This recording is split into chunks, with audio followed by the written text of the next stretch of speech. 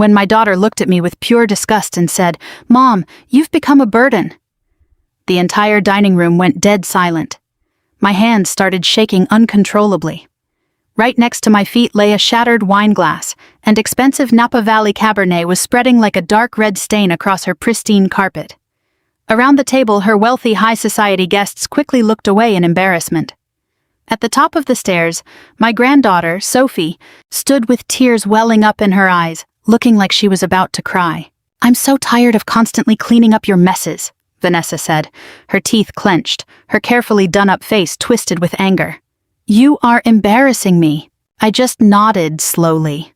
In that moment, I fought with everything I had to keep my composure, pretending my heart hadn't just been torn to pieces in front of 20 strangers. I bent down, picked up my old coat, turned around, and walked out of my daughter's grand 2-story home in one of Cincinnati's wealthiest neighborhoods. At the time, I truly believed that would be the last time I ever stepped through those doors. But halfway down her driveway, as the freezing wind hit my bare shoulders, the phone in my pocket buzzed. I pulled it out, and the screen lit up with a brief text from my personal attorney, Howard Bennett. It read, "Mrs. Taylor, the asset transfer is officially complete." I stared at those words, taking a deep breath of the cold, rain-soaked air. Suddenly, everything was about to change. I used to believe that if you loved someone deeply enough, they would eventually remember how to love you back. Ever since my husband passed away, that belief was the only thing that kept me going through countless long days and nights. Daniel Taylor had been gone for almost 11 years, but even now there were mornings where my hand would automatically reach across the mattress, hoping to catch a trace of his warmth. Daniel was the kind of man who could bring peace to any room he walked into. He never raised his voice, and he never made anyone feel small. Even during our hardest years, when money was incredibly tight and we were flipping rundown, foreclosed houses in Columbus, Ohio, just to make ends meet, he always treated me like a treasure, especially when no one else gave us the time of day. When he passed away from a sudden heart attack, the silence he left behind nearly broke me. Our house in Columbus felt way too big and far too empty. Every hallway was filled with memories I couldn't face on my own. That was when Vanessa begged me to move closer to her in Cincinnati. "At least we can look out for each other, Mom," she had said back then, and I believed her. So, I sold the home Daniel and I had shared for 37 years. I packed our photo albums into cardboard boxes, folded his old sweaters, and walked away from the backyard garden he loved so much. I told myself it was the right choice. Family was supposed to matter more than old walls and memories. At first, living near Vanessa did bring me comfort. I rented a small, cozy townhouse just 15 minutes away from her massive home with its heated pool. Every morning, I got up before sunrise to drive over and help Sophie get ready for school. Sophie was only 9 back then, and she would run into my arms yelling, "Grandma Riley!" Just hearing those words made me feel like I still had a purpose in this world. I made her lunches and braided her hair while Vanessa was busy on endless video calls. I sat in the audience for her dance recitals and piano lessons, while Vanessa stood out in the hallway, taking one business call after another. I went over to cook dinner for them 3 nights a week because my son-in-law, Ethan, constantly complained about the cost of takeout and high-end restaurants, even though their income was vastly higher than anything I ever spent on myself. I never complained, not once. When Vanessa forgot to pay the utility bill during a tight month, I quietly took care of it. When Sophie needed braces, I sent an anonymous check to cover the down payment because Vanessa's stubborn pride would never let her ask for help. She never knew the money came from me, or maybe she just didn't care enough to ask. But as the years went on, something in my daughter began to change. At first it was subtle. It was the impatient sigh when I repeated a story, the eye roll when I walked a little too slowly in the Whole Foods parking lot, or the sharp edge in her voice when I occasionally misplaced my reading glasses. Over time, those little comments became impossible to ignore. "Mom, you really need to get out more and keep up with the times." "Mom, people your age shouldn't be driving at night." "Mom, you've told that story 100 times. Behind every single comment was the exact same message. "You are getting old, and you are becoming a problem." And Ethan only made things worse. From the very beginning, he viewed life as a competition he had to win. The Rolex watches, the Porsche Cayenne, the private country club memberships, everything about him was about appearances, especially money. I still remember when Vanessa first introduced him to me years ago. He walked into my small townhouse and looked around with a patronizing smirk. "This place is so cozy," he said. "Not warm, not lovely, but cozy." He never insulted me directly, but I could always feel him sizing me up, calculating my net worth, figuring out what I could contribute, and worrying about how much I might eventually cost them. When Daniel was alive, nobody would have dared treat me that way. But in America, once a woman becomes a widow of a certain age, she becomes invisible. People stop seeing you as a person and start viewing you as a ticking financial clock, an expensive medical bill waiting to happen, a heavy responsibility. Even so, I kept giving everything to my family. I did it because Sophie needed me, and because deep down, I held on to a faint hope that Vanessa would find her warmth again. And there were fleeting moments of that warmth, like the night she fell asleep on my shoulder watching a Christmas movie, exhausted after working late for her marketing firm. Or the afternoon she broke down crying in my kitchen after being dismissed by a client. That day, I held her just like I did when she was 6 years old and scraped her knee. "You are stronger than you think," I whispered.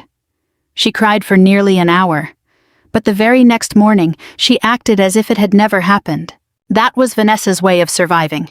Bury the pain, keep moving, and pretend nothing hurts. Unfortunately, when you live like that, you eventually lose the ability to feel anyone else's pain too. On a rainy Thursday evening, I brought over some homemade chicken soup because Sophie had come down with the flu. When I walked in, Vanessa barely looked up from her laptop. "You didn't need to drive all the way over here," she said flatly. "I wanted to help," I replied gently. Ethan was sitting at the kitchen island, scrolling through stock charts on his phone. "Actually," he mumbled, "we've been talking lately about simplifying things around here." I paused. "What do you mean?" Vanessa finally sighed and shut her laptop. "Mom, sometimes it feels like you're doing too much." I gave a quiet, sad smile. "If I'm overstepping, I'm sorry." "That's not what I mean," she said, but her expression told me it was exactly what she meant. Ethan leaned back in his chair. At a certain point, a family has to look at the future realistically. The future. That word made my chest tighten. Vanessa avoided my eyes. "We just think, maybe down the road you'd be happier in a place with more support, social activities, and medical staff on hand if you ever need them." I stared at her. "Are you talking about a retirement home?" "No," she said, answering a little too quickly. "Not a depressing one, but yes, a high-end assisted living community." For a moment the room was completely still. The rain tapped against the glass windows, and the scent of chicken soup drifted between us. I suddenly realized my fingers were hurting from gripping the handles of the soup pot so tightly. Just then, Sophie appeared at the top of the stairs, wrapped in a blanket. "Is Grandma here?" she asked weakly. Her face lit up the moment she saw me. Somehow, that made my heart ache even more. Children still know how to love unconditionally, while adults have completely forgotten how.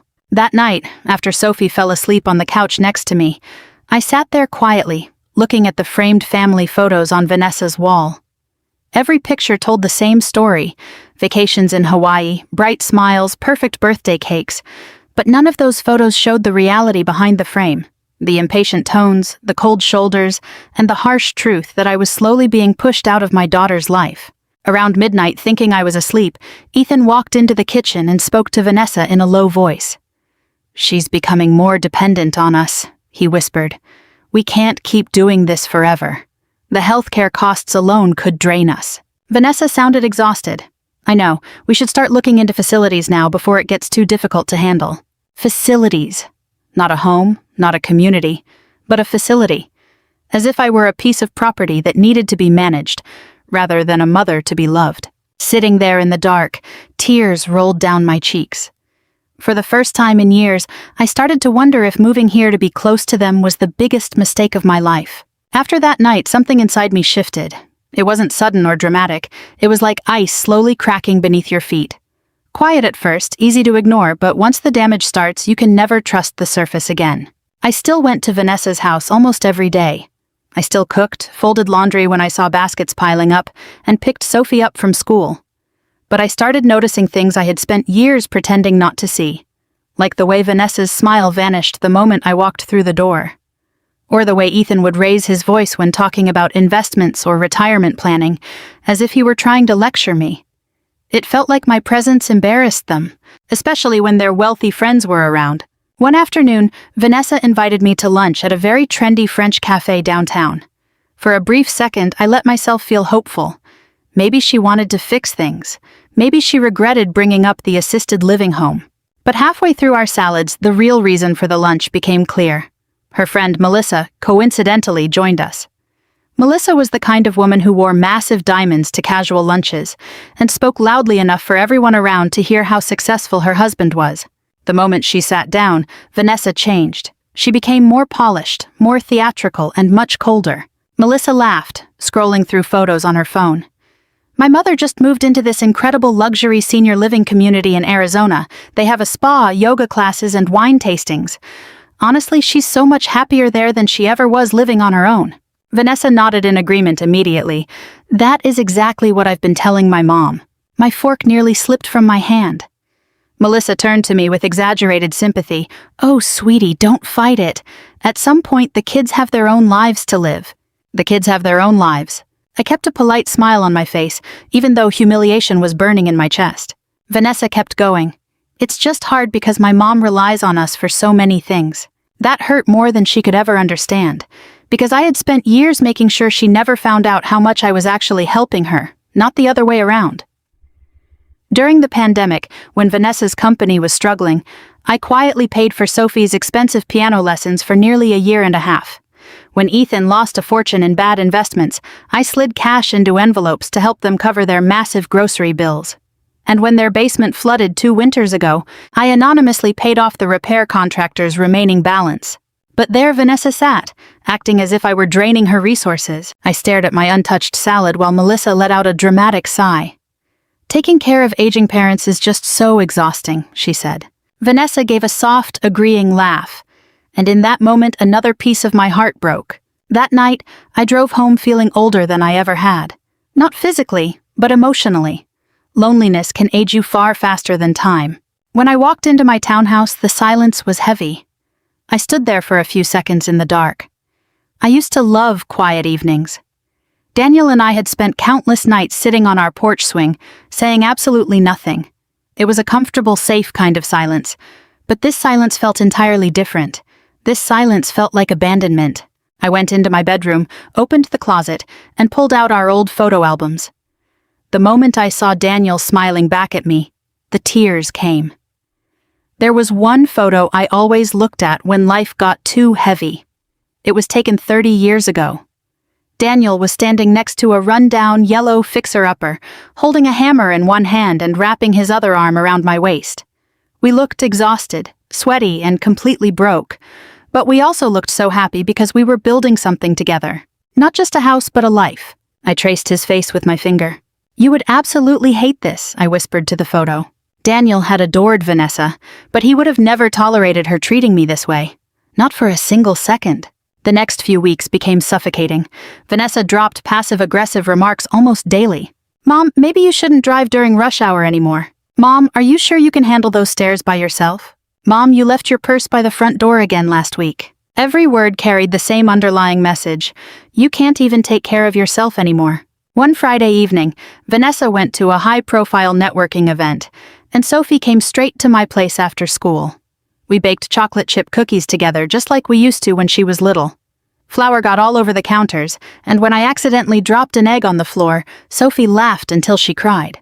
You still make way better cookies than Mom, she joked. I smiled. Don't tell her that. For a moment, I forgot all my worries. But then, Sophie grew quiet. Too quiet. She slowly stirred the cookie dough, looked up and asked, Grandma, are you going to move away? The spoon slipped in my hand. Why do you ask that, sweetie? I heard Mom and Dad talking. My chest tightened instantly. Sophie looked down at the bowl. Dad said, Maybe it would be better if you lived somewhere with nurses. Nurses? I forced a gentle smile. Your parents are just looking out for me. But Sophie didn't buy it. They aren't worried, she whispered. They're just annoyed. The honesty in her voice nearly broke me. Children always see far more than adults realize. I walked over and gently tucked a stray piece of hair behind her ear. Your mom loves me, I said softly, though I wasn't sure I believed it myself. Sophie looked up at me with those sad eyes that reminded me so much of Daniel. I love you, Grandma. Those 4 words almost made me lose it. Later that evening, Vanessa came to pick her up. The moment she stepped inside, she looked around the kitchen with an annoyed expression. You let her eat sugar this late? "It's Friday," I replied gently. "We were just having a little fun." Vanessa sighed dramatically. As she helped Sophie into her coat, she noticed a few grocery bags sitting near my dining table. "What's that?" "Just some groceries I picked up." She walked over to look, her eyebrows furrowing. "Mom, why are you buying this premium coffee? This brand is incredibly expensive." I blinked, surprised. I liked the taste of it. Vanessa exchanged a look with Ethan, who had just walked in behind her. "At your age, Riley, you really need to start budgeting better," Ethan mumbled. I stared at him, then at her. Suddenly, a terrible realization washed over me. They genuinely believed I was on the verge of financial ruin and completely dependent on them. The sheer irony of it almost made me laugh out loud. After they left, I sat at the table alone for hours. The house was painfully quiet. Around midnight, I picked up my phone and scrolled to a contact I hadn't called in months.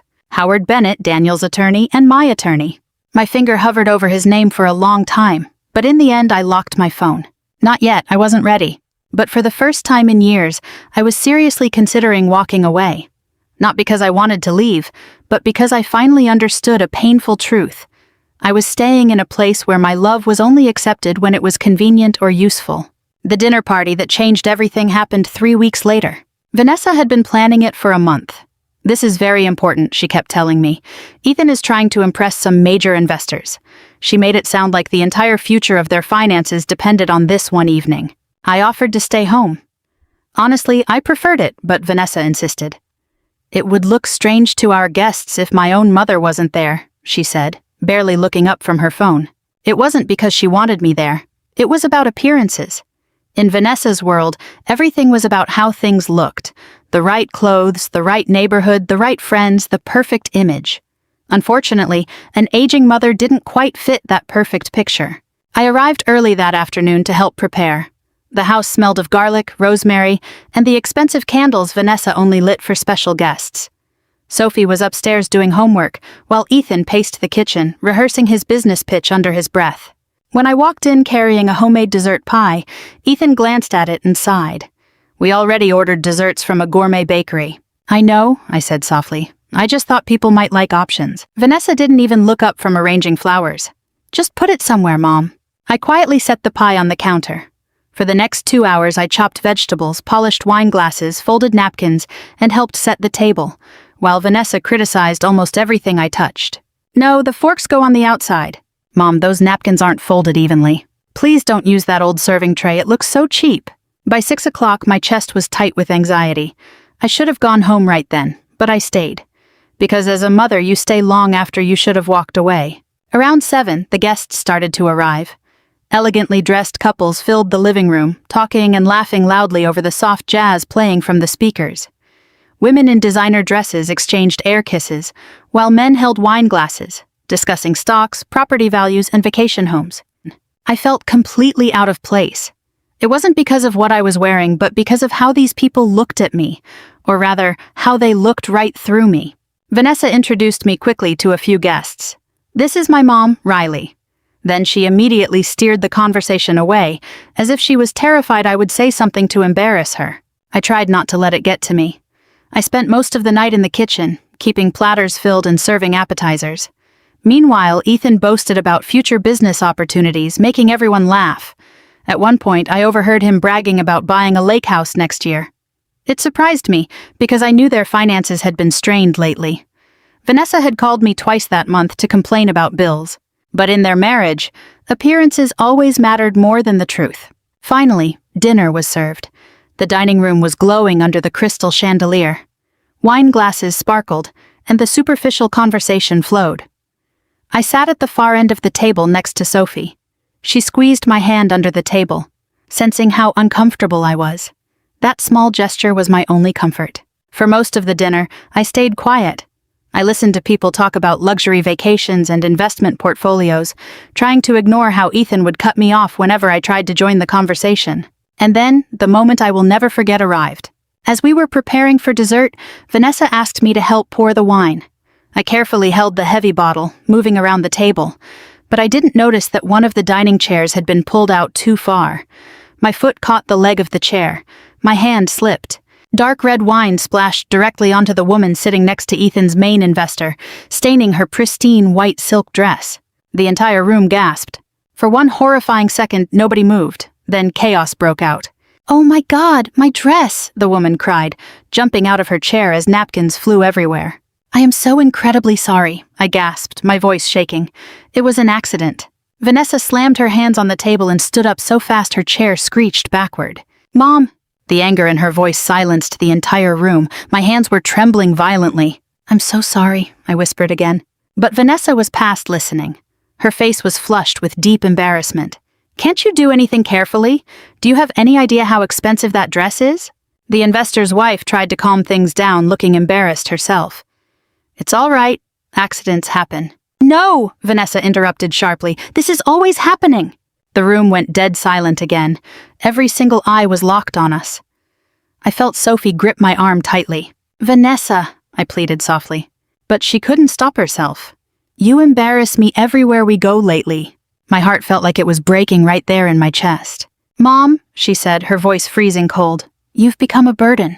The weight of those words felt heavier than the silence in the room. Even Ethan looked uncomfortable for a second. I couldn't breathe. Standing there, surrounded by strangers, a wave of deep humiliation washed over me. Part of me wanted to scream, part of me wanted to disappear, but mostly I just felt tired. So incredibly tired. I slowly set the wine bottle on the table, terrified my shaking hands would drop it completely. Nobody spoke, nobody defended me except Sophie. "Mom, stop!" she cried out suddenly. Vanessa turned to her daughter, shocked, but Sophie already had tears streaming down her face. "Grandma didn't mean to." "Go upstairs," Vanessa snapped. "No!" Sophie cried. "You're being so mean." The investor's wife awkwardly grabbed her designer purse. "Maybe we should head out." Within minutes, the guests were making excuses to leave.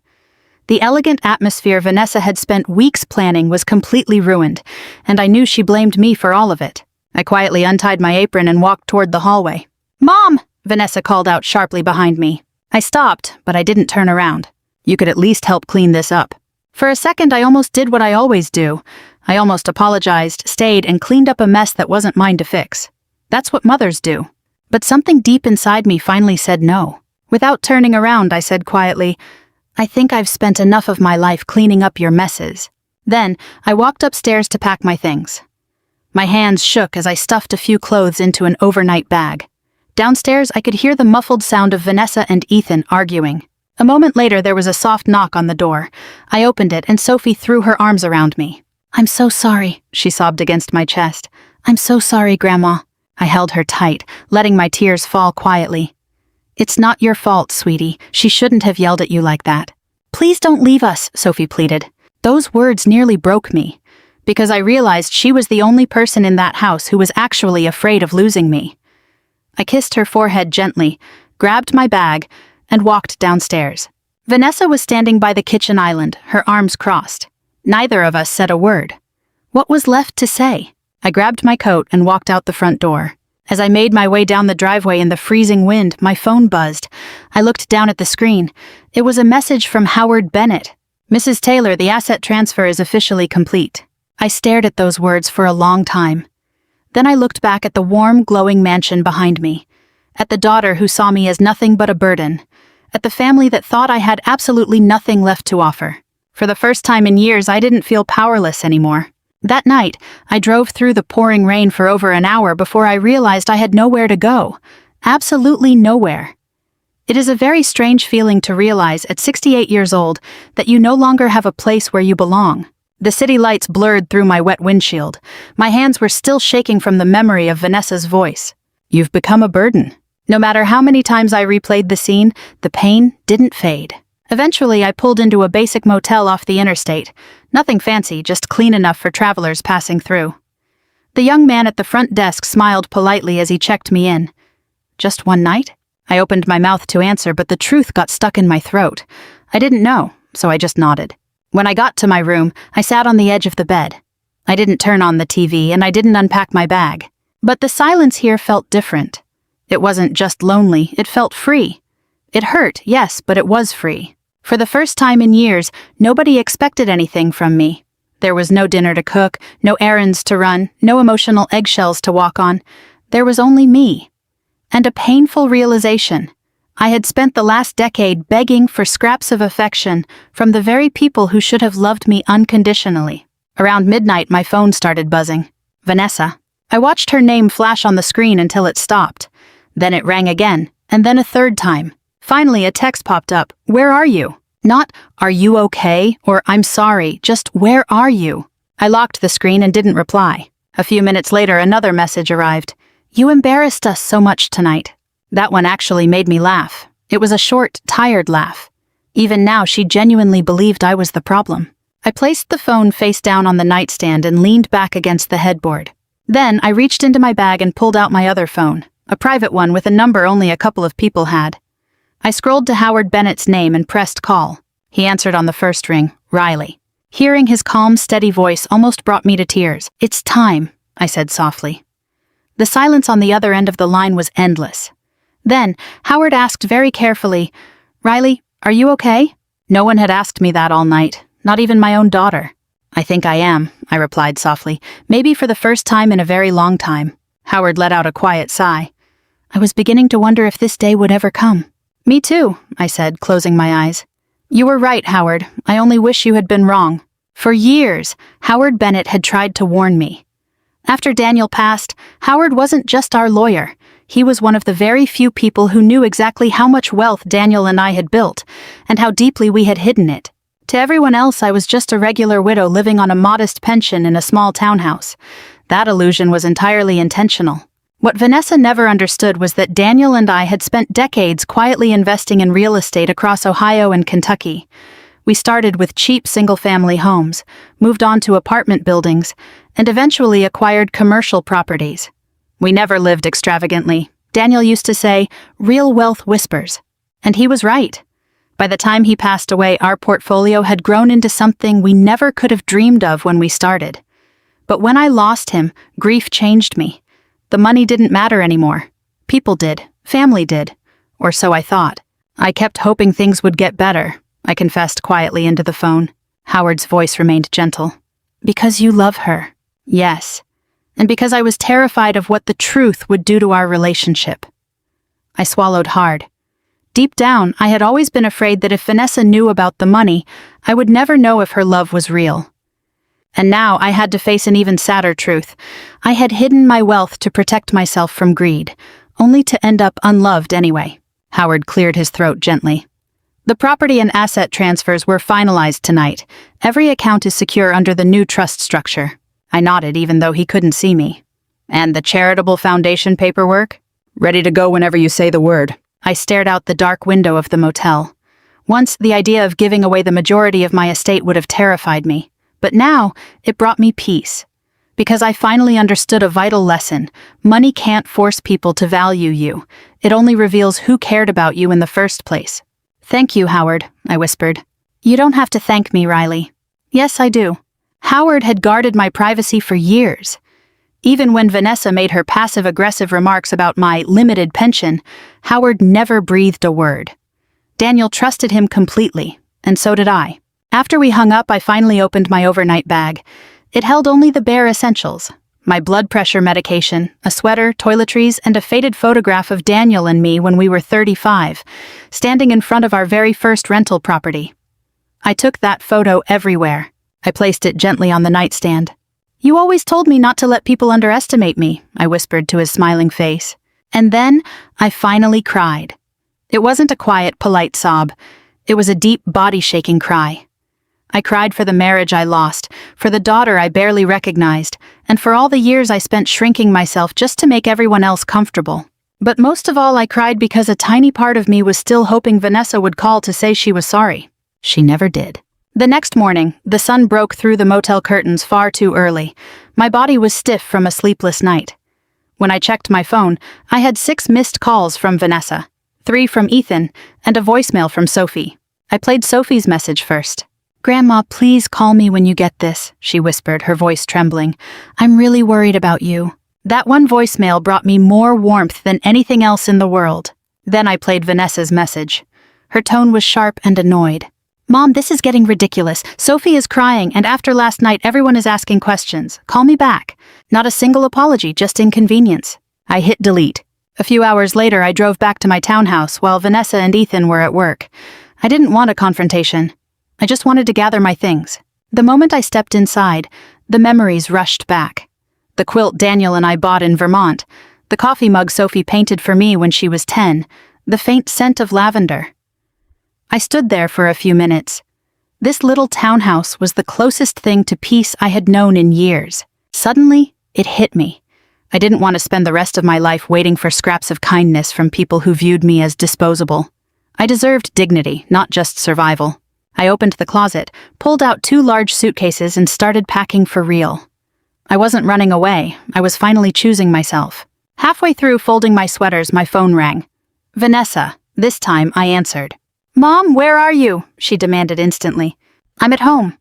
Thank goodness, Sophie has been a wreck. I waited in silence. Vanessa let out a dramatic sigh. "Look, about last night." My heart stopped for a second. Was she finally going to apologize? "You know how much stress Ethan and I have been under lately," she continued. "No, I'm sorry. No, I was wrong. Just excuses." I closed my eyes. In that exact moment, everything became perfectly clear. My daughter wasn't calling because she missed me. She was calling because my absence was making her life inconvenient. The first house Daniel and I ever bought smelled of damp wood and old smoke. Most people would have turned around and walked away. The porch sagged dangerously, half the windows were broken, and the kitchen floor was so soft you could feel it give under your weight. But Daniel stood in the middle of that ruined living room and smiled like he had found a gold mine. "She just needs someone to believe in her again," he said. And he wasn't just talking about the house. That was 38 years ago. We had almost nothing. Daniel worked construction by day, and I cleaned motel rooms part-time. Some weeks after paying rent on our tiny apartment, we barely had enough for groceries. But Daniel had dreams bigger than our circumstances. Every night he would spread real estate listings across the kitchen table while I sat beside him, balancing our overdue bills. "We don't need to get rich overnight," he always told me. "We just need to build, brick by brick." And we did. One house at a time, one sacrifice at a time, one sleepless night after another. I still remember helping him sand old hardwood floors at 2 a.m. because we couldn't afford contractors. I remember eating canned soup for weeks after an unexpected plumbing repair took almost everything we had saved. Most of all, I remember that we never made each other feel alone. Even in our hardest years, Daniel treated me as an equal partner in every decision. Every investment had both of our names on it.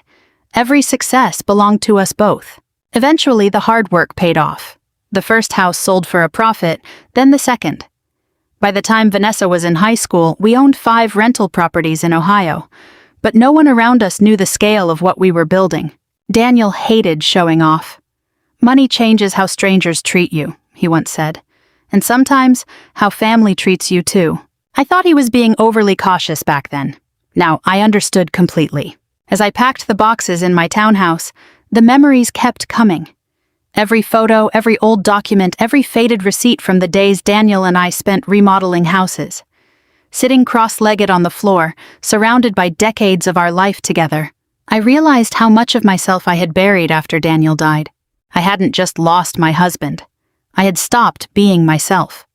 For years, I had turned my entire existence into being useful to Vanessa, helping her, supporting her, avoiding conflict, shrinking my own life. In the process, I became afraid to take up any space in my own world. My phone buzzed throughout the afternoon. Mostly Vanessa, and twice from Ethan. I ignored them all. Then another message came from Sophie. "Grandma, are you okay?" That one I answered, "I'm okay, sweetie." 3 dots appeared instantly. "Mom and Dad are fighting." My chest tightened. "I'm sorry, honey." "She keeps saying you overreacted." I stared at the screen for a long time. Overreacted. It was fascinating how they had a standard for how much humiliation I was supposed to accept. Finally, Sophie sent one last message, "I miss you." Those 3 words hurt more than Vanessa's cruelty because they reminded me of what real love actually felt like. That evening, I drove to a quiet restaurant downtown to meet Howard Bennett. Howard had been Daniel's closest friend long before he became our lawyer. Now in his 70s, he carried himself with the quiet confidence of a man who had spent decades watching wealthy people destroy themselves with greed. The host led me to a private booth in the back, where Howard was already waiting. The moment he saw me, his face softened with concern. "You look exhausted, Riley." "I am." He stood up to give me a gentle hug, and we sat down. For a while, we didn't talk about business. We talked about Daniel. That was one of the things I appreciated about Howard. He never treated my husband as a forgotten memory. "He would be so proud of you," Howard said softly, stirring his coffee. Tears welled in my eyes. "I don't feel very strong right now." "You walked away. That takes immense strength," Howard said, leaning back. "Riley, do you know how many people stay in hurtful situations simply because they are afraid of losing what they call family?" I looked at my hands. "More than you'd think." The waiter briefly interrupted us, giving me a moment to compose myself. Once we were alone again, Howard opened a thin leather folder. Inside were the documents I had avoided for years: property reports, investment portfolios, and bank statements. Looking at the numbers, even I was shocked sometimes. $12 million. And that didn't even include the equity in the commercial properties. Daniel and I had spent 40 years quietly building this. Yet Vanessa believed I couldn't even afford a bag of premium coffee beans. A bitter smile escaped my lips. Howard watched me closely. "Are you still hesitant to tell her?" "Yes, no, I don't know." It was the truth. A part of me desperately wanted Vanessa to understand who I really was, not financially, but as a person. I wanted her to see that I was once an ambitious, capable, and strong woman, not some fragile burden she had to tolerate. But another part of me was terrified of what would happen once money was involved. Would every apology become strategic? Would every hug feel transactional? Would every kind word be calculated? Howard seemed to read my mind. "Daniel told me something once." I looked up. "He said your biggest flaw, Riley, is that you keep loving people long after they've stopped deserving it." The words cut deep, because Daniel was right. I looked out the window at the city traffic. "I keep wondering where I went wrong raising her." "You didn't raise her to be unkind." "No, but somehow she became this way anyway." Howard paused, then asked quietly, "Do you remember the day Daniel made you promise not to tell Vanessa everything?" Of course I remembered.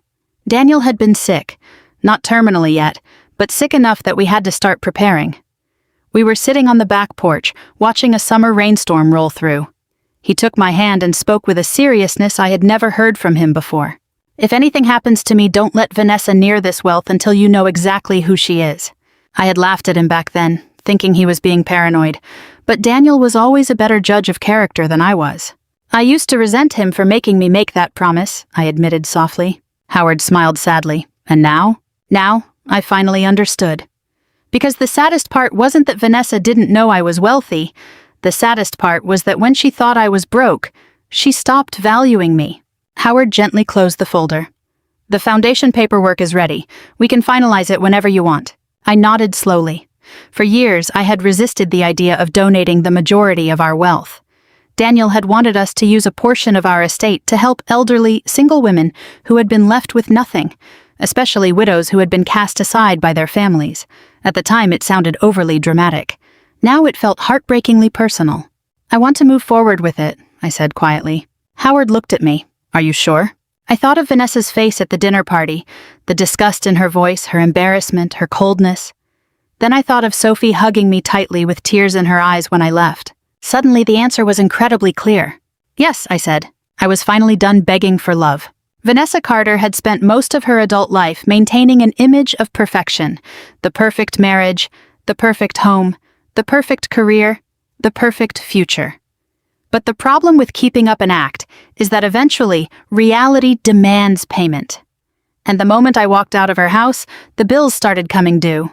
I didn't know the full extent of Vanessa and Ethan's financial trouble back then, but Howard did, and apparently so did a few banks. 3 days after the dinner party, I woke up in my motel room to the sound of rain tapping against the glass. The Cincinnati sky seemed determined to match my mood. I was sitting in bed, drinking coffee and looking out at the city, when Howard called. "There's something you need to know," he said, his tone making my stomach drop. "What is it?" "Someone attempted to run an unauthorized background check on your financial records." I frowned. "What kind of check?" "A private asset search. It was submitted yesterday." A heavy silence fell over the line. Then the truth sank in. "Vanessa or Ethan?" Howard chose his words carefully. "Likely both." I closed my eyes. A foolish part of me had hoped my daughter just needed time to reflect on what happened. Instead, they were investigating me. "I've locked down all the core assets," Howard added gently. "They won't find anything substantial." "That's not what hurts. I know." And he did. Because the painful part wasn't the safety of the money, it was that the moment I disappeared, their immediate reaction wasn't worry or regret. It was curiosity, like hounds on a scent. Later that afternoon, a massive argument broke out at Vanessa's house. I learned the details from Sophie afterward, but at the time all I knew was that my phone was flooded with missed calls, this time from Ethan. That was unusual. Ethan rarely contacted me directly unless he wanted something. I ignored the first 3 calls. Then Sophie texted me. "Grandma, things are really bad at home right now." My chest tightened. "What's going on?" She replied almost instantly. "Dad is yelling about money again." It didn't surprise me. Apparently, Ethan had been hiding their financial struggles from Vanessa for months. His latest investment, a luxury commercial development outside of Louisville, had completely collapsed after their primary investors backed out. Millions of dollars vanished almost overnight. The loans were still there, the bills were mounting, and the successful image they fought so hard to keep was cracking. The truth had finally come out during a brutal argument in their kitchen the night before. "You told me this deal was a sure thing," Vanessa had screamed. It was supposed to be. According to Sophie, plates were smashed. Ethan blamed the economy, while Vanessa blamed Ethan's arrogance. But beneath the shouting was sheer panic. For the first time in their lives, they were facing the real possibility of losing everything they valued. Unfortunately, when people are desperate, they show their true colors. That evening, Ethan had started digging through old financial records in his home office, looking for anything they could use as leverage. That was when Vanessa remembered something, a faded envelope she had glimpsed in my kitchen drawer years ago. She hadn't thought much of it then, but now, it suddenly became important. Sophie described the moment perfectly to me later. "It was like, Dad smelled money," she whispered over the phone. The phrase made my skin crawl because I knew exactly what she meant. Vanessa eventually found the envelope in a storage bin in their garage. Inside were a few old bank statements with my name on them. Most people wouldn't have understood the account codes, but Ethan was different. "Whose bank is this?" he demanded. Vanessa looked at the papers, frowning. "I don't know." Then Ethan saw the balance. Everything changed. It wasn't a complete record of our assets, not enough to show the full picture, but the numbers made one thing undeniably clear. I was not poor. "What is this?" Ethan whispered. Vanessa stared at the documents. "She told us she was living on a pension." "No," Ethan corrected her slowly. "We just assumed she was." There was a massive difference. But by then, panic had turned into greed. Suddenly, every conversation they had ever had about me replayed in Vanessa's mind in a completely different light. The small townhouse, the simple clothes, the quiet lifestyle, none of it meant financial struggle, it meant secrecy. The realization terrified them. Not because they had hurt me, but because they had completely miscalculated. They had humiliated a millionaire. That evening, I had driven to a quiet bookstore cafe by the river, hoping for a peaceful night. I sat reading my book while soft music played in the background. For the first time in days, I felt calm. Then my phone rang. "Vanessa." I almost ignored it, but something told me to answer. The moment I pressed accept, the sharp edge in her voice was completely gone. She sounded softer than she had in months. "Mom?" I noticed the shift immediately. It's amazing how quickly people soften their tone when they think there's something to gain. "Yes?" There was a brief pause on the other end. "Are you okay?" How ironic, now she cared. "I'm fine. We've been so worried about you." No, Sophie had been worried. There was a big difference. "I just need some space right now," I replied calmly. Vanessa let out a shaky breath. "About the dinner party, things just got out of hand." "Still not an apology." "I understand. I was under so much stress." Another excuse. I looked out the window at the lights reflecting on the river. "Vanessa, why are you calling?" A silence followed. Then she spoke carefully. "We found some papers at the house." There it was, straight to the point. I closed my eyes. "What papers?" "Bank statements." I said nothing. "Mom?" Her voice turned cautious. "Is there something you haven't been telling us?" A deep wave of sadness washed over me. Despite everything, a small part of me had still hoped she was calling because she missed me. But no, she had smelled opportunity. Suddenly, I remembered what Daniel had told me years ago after dealing with a dishonest tenant. "Riley, when people suddenly start taking an interest in you, always ask yourself what changed." Now I knew exactly what had changed, money or the promise of it. "I'm not discussing my finances over the phone," I said flatly. Vanessa sounded desperate. "Mom, we're family." Family. That word almost made me laugh. It's incredible how quickly people remember family when they think there's a gold mine nearby. Before I could answer, I heard Ethan's voice whispering in the background, "Ask her about the properties." Properties? My chest went cold. Vanessa lowered her voice. "Mom, do you own properties outside of Cincinnati?" I leaned back in my chair. For the first time since leaving her house, anger cut through my grief. It wasn't an explosive anger, but something cold and clear. My daughter wasn't calling to ask why I left her house in tears. She didn't ask if I felt humiliated or if I was lonely. She wanted information, assets, numbers. Suddenly, I understood exactly why Daniel had been so afraid of this moment. "I think we're done talking for today," I said quietly. "Mom, wait." "Good night, Vanessa." I hung up. My hands were shaking, not from weakness, but from a deep, painful disappointment. A few seconds later, my phone buzzed. It was a text from Sophie. "I heard them talking. Grandma, they think you're rich." I stared at the words. Another message came right after. "I think that's the only reason they care now." Tears filled my eyes. In that family, the youngest was the only one brave enough to speak the truth. The next morning, before the sun was even up, Vanessa drove over to my townhouse. Of course, I wasn't there. She admitted to me later that she sat in her Range Rover in my empty driveway for nearly 20 minutes, debating whether to knock. Not because she felt guilty, but because she felt anxious. Money has a way of changing the very air around people. Even the suspicion of it can do that. Suddenly, every conversation becomes fragile, every memory is analyzed, and every relationship turns into a negotiation. When Vanessa realized I wasn't home, she panicked. According to Sophie, she paced the kitchen all morning while Ethan barked orders like a captain trying to save a sinking ship. "Call her again." "I did." "Keep calling, she's not answering." Ethan slammed his coffee mug onto the marble counter so hard it startled Sophie. "We need to know exactly what she has." Need, not want. That one word exposed everything. Sophie sat quietly at the table, pretending to read while watching her parents fall apart. "Maybe there isn't that much money," Vanessa muttered weakly. Ethan looked at her like she was a fool. "That was just the balance from one statement." Vanessa rubbed her temples. Why would she hide something like this? The answer was obvious, but greed makes people blind. That afternoon, Vanessa did something she never imagined herself doing. She drove to the bank listed on my old statement. She tried to convince herself she was just looking for answers, for closure, for understanding. But deep down, she was driven by hope. She was hoping her mother, the woman she had just publicly humiliated and called a burden, might be the answer to their financial ruin. If it weren't so heartbreaking, the irony would have been hilarious. I learned the details much later. Apparently, Vanessa was incredibly nervous when she arrived. Even though it was an overcast day, she wore large sunglasses, looking around as if she were committing a crime. In a way, she was, not legally, but morally. The receptionist greeted her politely. "How can I help you today?" Vanessa slid my old statement across the counter. "I'm trying to reach my mother regarding some financial matters." The receptionist glanced at the paper, and her professional smile tightened slightly. "I'm sorry, ma'am, but privacy laws prevent me from discussing client accounts. I'm her daughter." "I understand, but the bank has very strict privacy policies." Vanessa interrupted her quickly. "My mother is up there in age. I'm deeply concerned that she might not be capable of managing her own affairs anymore." When Sophie repeated those words to me later, it cut me to the bone. I realized something devastating. Vanessa had already rewritten the story in her head. She had twisted, "We mistreated Mom," into, "Mom is hiding things from us." That narrative flip let her escape her guilt.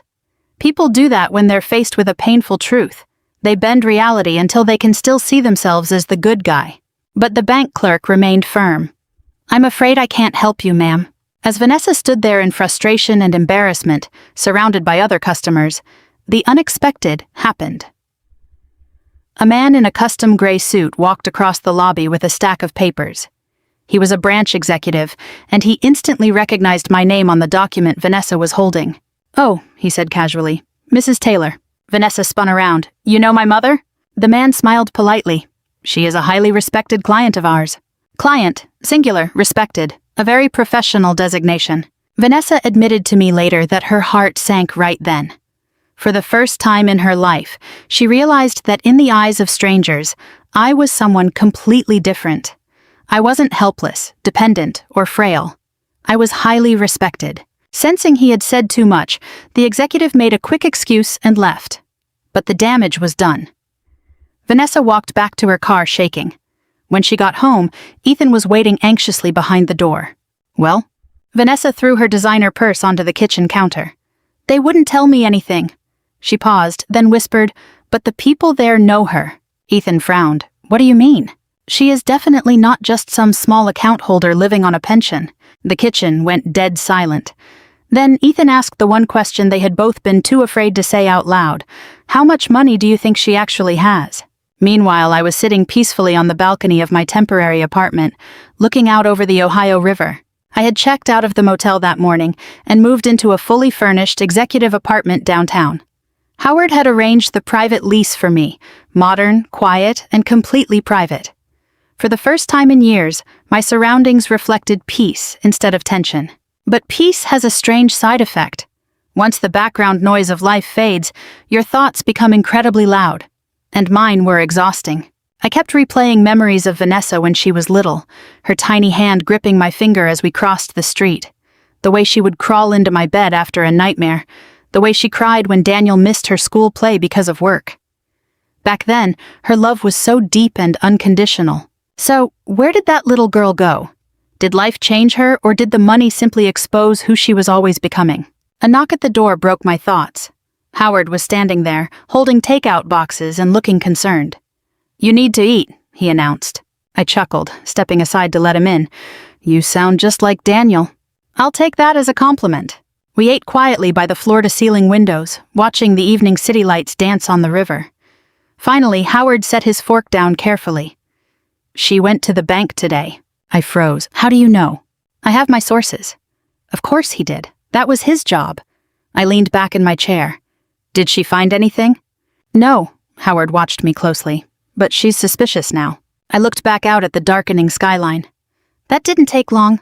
No, Howard agreed quietly. It didn't. A heavy pain settled in my chest again. It wasn't because Vanessa suspected I had money. It was because she only took an interest in me after she suspected it. That was a wound that would never fully heal. Howard hesitated before speaking again. There's something else. Ethan's financial trouble is much bigger than we realized. My stomach tightened. How bad? Disastrous. Apparently, Ethan's business debts were pushing them to the brink. Several highly leveraged investments had collapsed at the same time, and his liabilities were far beyond anything Vanessa knew about. He's desperate, Howard said, choosing the word carefully. That word sent a chill down my spine. Desperate people justify terrible things. Suddenly, I remembered Ethan's cold whisper in the background of our phone call. Ask her about the properties. No concern for me, just strategy and calculation. Howard folded his hands. Riley, you need to understand something very clearly. I waited in silence. When people believe there is a large sum of money involved, their behavior changes. I know. No, he said gently. I don't think you fully do. You are emotionally vulnerable right now. That makes you very easy to manipulate. I looked away because deep down I knew he was right. If Vanessa called me crying tomorrow, a part of me would still want to comfort her. That is the tragedy of being a mother. Often, love keeps breathing long after respect has died. Just then, my phone buzzed on the table between us. Vanessa. Howard glanced at the screen but said nothing. I stared at her name for a few seconds before hitting answer. Mom. Her voice was different, cautious, soft, almost fearful. Go ahead. A shaky breath came through the line. Can we talk? I closed my eyes. There it was. Not because she missed me, not because she regretted humiliating me, but because she believed there was something to gain. And that realization somehow was more painful than being called a burden. Aren't we talking now? I replied quietly. A long silence followed by a dramatic sigh. Mom, I've been doing a lot of thinking. Of course she had. Money has an amazing way of inspiring self-reflection. I shouldn't have spoken to you the way I did at the dinner party. There it was. The apology. It was smooth on the surface, but it felt hollow. It lacked warmth, sincerity, and actual accountability. Someone who truly regrets hurting you focuses on your pain. Vanessa focused on the event itself, her embarrassment, and the fallout. She was focused on herself. Thank you for saying that, I replied flatly. I was just under so much pressure. Another excuse slid in. I closed my eyes briefly. Somewhere in the background, I heard Ethan whispering. Vanessa lowered her voice and moved further away, trying to hide him. That single movement told me everything. Mom, maybe we should meet up tomorrow. Why? Another silence. Then she chose her words carefully. There are some things we should talk about as a family. Family again. That word was getting a lot of mileage lately. I looked out the window, watching the cold wind brush against the balcony glass. Vanessa, I said softly, if you hadn't found those papers, would you be making this call right now? The silence stretched on forever. When she finally spoke, she sounded hurt. How could you ask me that? Because I knew the answer, but I didn't say it. Instead, I sighed gently. I'm very tired, sweetheart. For a fleeting second, I thought I heard the old Vanessa. Not the polished, sharp businesswoman or the impatient daughter, but just my child. You just vanished, she whispered. I was scared. That almost broke me. A part of my heart desperately wanted to believe her, to forget all the coldness, the humiliation, and the echo of the word burden. But then Ethan's voice drifted through the background again. Ask her where she's staying. My heart froze. Vanessa hesitated, then spoke. Where are you staying right now? There it was. Not, are you healing? Or what do you need? But location, access, and control. An indescribable exhaustion washed over me. I'll call you in a few days, I whispered and hung up. As the line went dead, my eyes welled with tears. Not because I hated my daughter, but because I still loved her enough to wish her words were genuine. Howard had warned me this would happen. Once money is in play, every interaction is poisoned by doubt. He was right. The next morning, I tried to distract myself by walking through a nearby farmer's market. The sidewalk was lined with fresh flowers, and a local musician was playing soft guitar near a fountain. Normal life went on around me. People were laughing, couples held hands, and children begged their parents for pastries. Meanwhile, my entire world felt like it was hanging by a thread. I bought a carton of strawberries I didn't even want, simply because they were Daniel's favorite. On the way back to the apartment, my phone buzzed again. This time it was Sophie. Can I see you? Right now. My heart softened. Of course, sweetie. Please don't tell my mom. That sentence immediately worried me.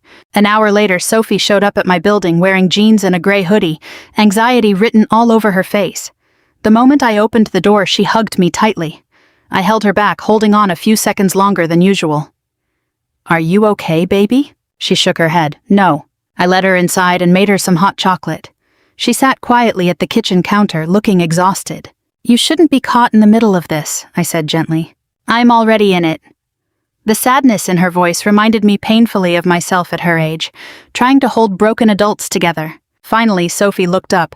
They keep fighting about you. I kept quiet. Dad keeps talking about your money. There it was again. Not worry, but money. Sophie held her mug tightly. I heard him tell Mom that if you really have those properties, then all our problems are solved. All their problems, as if I were suddenly no longer a person, but a walking financial opportunity. A sharp ache hit my chest. Sophie whispered, Mom keeps pretending she misses you, but she's mostly just panicking. The blunt honesty was painful, but I appreciated it far more than the fake warmth. She does miss me, I said softly, though even I didn't believe it anymore. Sophie looked unconvinced. She misses being in control. The maturity in that statement shocked me. Sometimes children in unhealthy families learn the truth of the world far too early. I reached across the counter and squeezed her hand. You don't need to carry this. Yes, I do, she said, tears filling her eyes. Grandma, something changed in Mom after you left that night. I frowned. What do you mean? She's scared now. Interesting. Not guilty, but scared. Fear always changes people faster than shame ever will. Sophie looked down at her mug. She keeps asking why you would hide all of this. I smiled bitterly. Did she ever ask why I had to? Sophie didn't answer because she knew the truth. Later that evening, Vanessa showed up at my apartment door, uninvited. Howard had predicted this. When uncertainty grows, she'll become more aggressive, he had warned me. Apparently, he knew my daughter very well. I opened the door slowly. Vanessa stood there looking exhausted but still holding on to her polished appearance, the designer trench coat, flawless makeup, and a forced expression of calm. But her eyes gave her away. They were filled with panic. For a few seconds neither of us spoke. Then she suddenly burst into tears, real messy tears. It caught me completely off guard.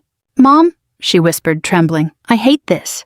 My motherly instincts flared instantly. Comfort her, protect her, fix it. That reflex never fully dies. I stepped aside quietly. Come in. The apartment suddenly felt too small for all the unresolved emotions between us. Vanessa sat on the sofa, nervously twisting her wedding ring. I know you think I'm only here for the money. I remained silent. Fine, she snapped, her voice rising. Maybe a part of me is. The confession startled both of us. Vanessa looked instantly ashamed, burying her face in her hands and crying harder. We're in trouble, Mom. There it was. The truth underneath the mask. Not love, but need. I sat opposite her quietly, listening to her piece together her breakdown. She explained the collapsing investments, the mounting debt, and the relentless pressure from creditors that Ethan had been hiding from her.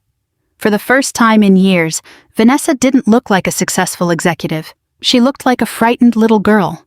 I don't know who else to turn to, she whispered weakly. Despite everything, my heart ached for her. That is the cruelest part of motherhood. Even when someone hurts you deeply, their tears still pull at your heart. But beneath my sympathy, another feeling was taking hold. Clarity. Because as Vanessa poured out her fears, her stress, and her financial ruin, she didn't ask me once, not even once, how I had survived the night she called me a burden. Vanessa cried for 20 minutes. It wasn't a graceful cry, it was messy and desperate. Her mascara smudged, exposing a weariness no makeup could hide. We might lose the house, she whispered. The words sat heavily in the room. A voice inside me screamed to go hug her, to promise her everything would be fine. That was the mother's script, even for a broken-hearted mother. But another part of me stayed still. Not out of coldness, but out of caution. For the first time in my life, I understood a painful truth. Love without boundaries is just self-destruction. Vanessa wiped her tears. Ethan says if we can just stabilize things for a few months, we can recover. I caught her phrasing instantly. If we can stabilize things. Not if we work harder or if we downsize, but if we, meaning my money, intervened. I placed my hands in my lap.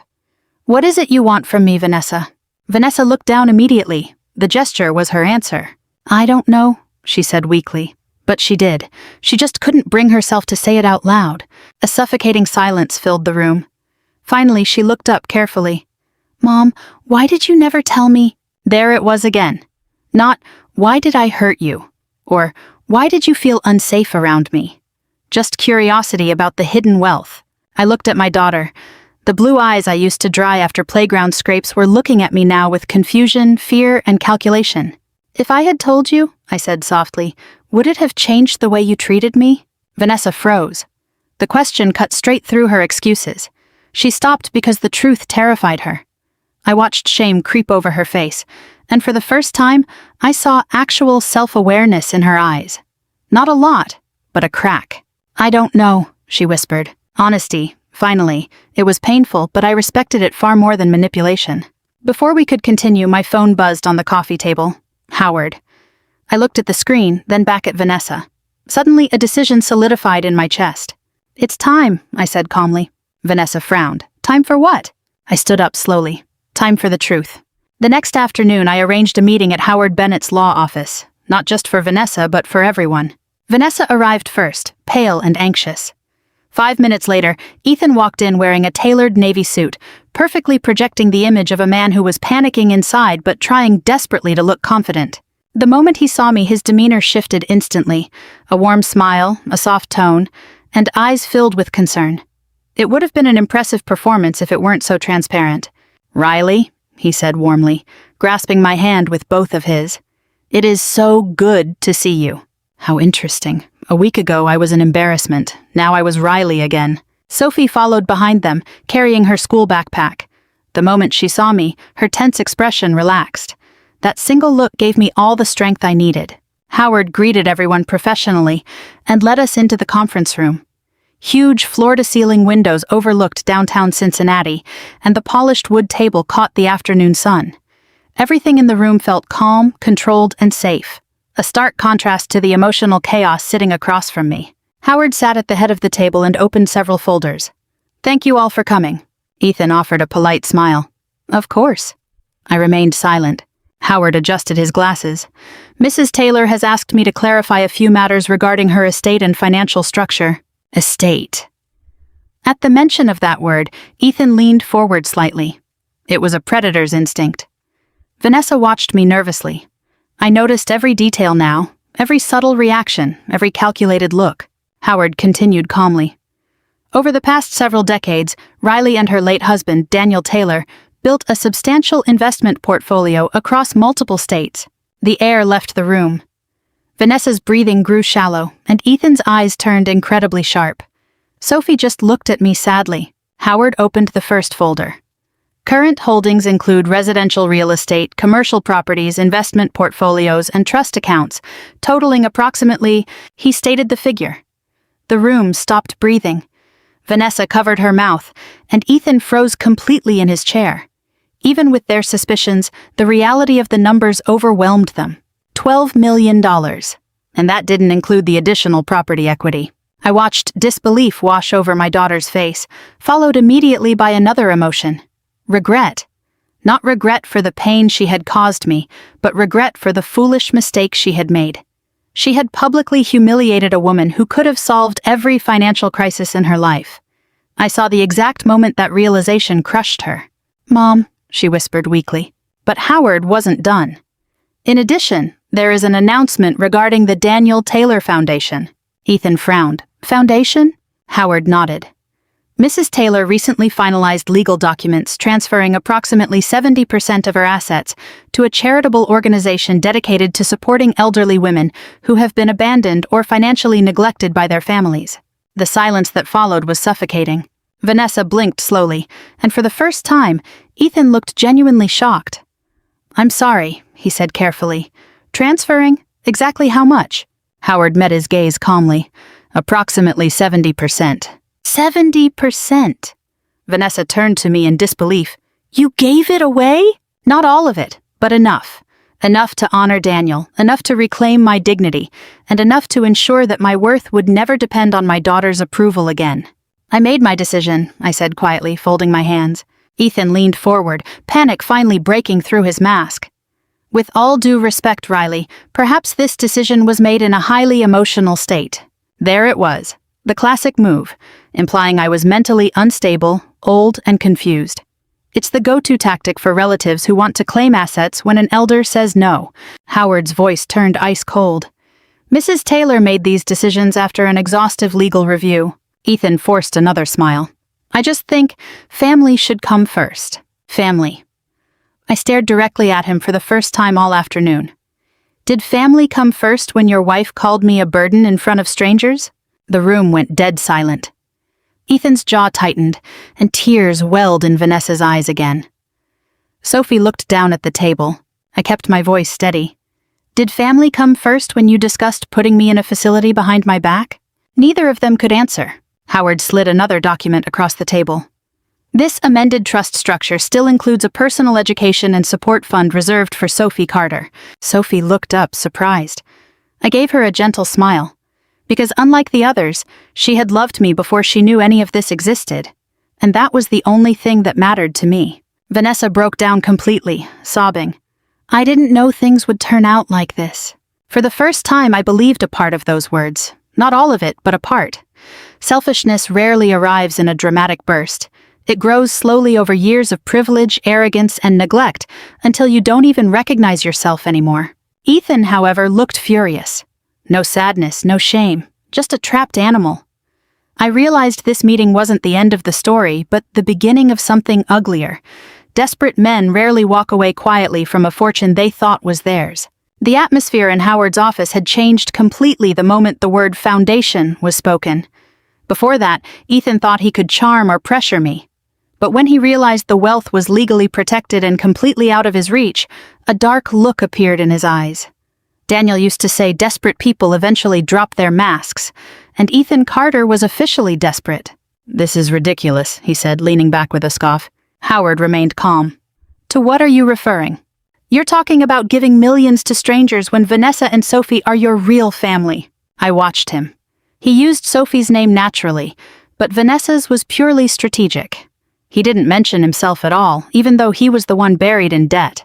Howard crossed his hands. "Mrs. Taylor has the absolute legal right to distribute her estate as she sees fit." "That's not the point," Ethan snapped, still believing he had a right to money that was never his to begin with. Vanessa wiped her tears. "Ethan, stop!" But he ignored her. He turned to me, hiding his anger behind a tight smile. Riley, you're upset. Anyone would be after what happened at the dinner, but making irreversible financial decisions based on emotion. Do you mean, I interrupted calmly, the emotions that led your wife to call me a burden? Silence fell over the room again. Ethan's jaw clenched. That's not fair. Fair. The irony almost made me laugh. Was it fair to humiliate me, to manipulate me, to treat an aging mother like a disposable problem? Howard opened another folder, his tone shifting to something serious and dangerous. For the first time all afternoon, Ethan looked uneasy. Howard pulled out several printed records and placed them on the table. We also have another matter to address today. These are records of unauthorized attempts to access Mrs. Taylor's private financial information. Vanessa frowned. What does that mean? Howard looked directly at Ethan. It means someone attempted to illegally gather private bank details through fraudulent inquiries. Ethan's face barely changed, but a tiny flicker of panic gave him away. I saw it, Howard continued. There were also 2 separate attempts to contact financial managers associated with Mrs. Taylor's properties, falsely claiming to have family authorization. Vanessa slowly turned to her husband. Ethan, this is completely exaggerated, he snapped. An excuse but not a denial. Howard pushed another paper forward. The bank's security system also recorded Mr. Carter visiting a downtown branch 3 days ago. Vanessa's face went completely pale. You went to the bank? And you didn't even tell me? Ethan finally lost his patience, throwing his hands up. Oh, come on, we needed answers. We were always— We? Vanessa interrupted, staring at him. Whenever things benefited him, it was always we. She looked at him in disbelief. You told me you just wanted to understand her bills. I did. No, she whispered, her voice shaking. You wanted account access.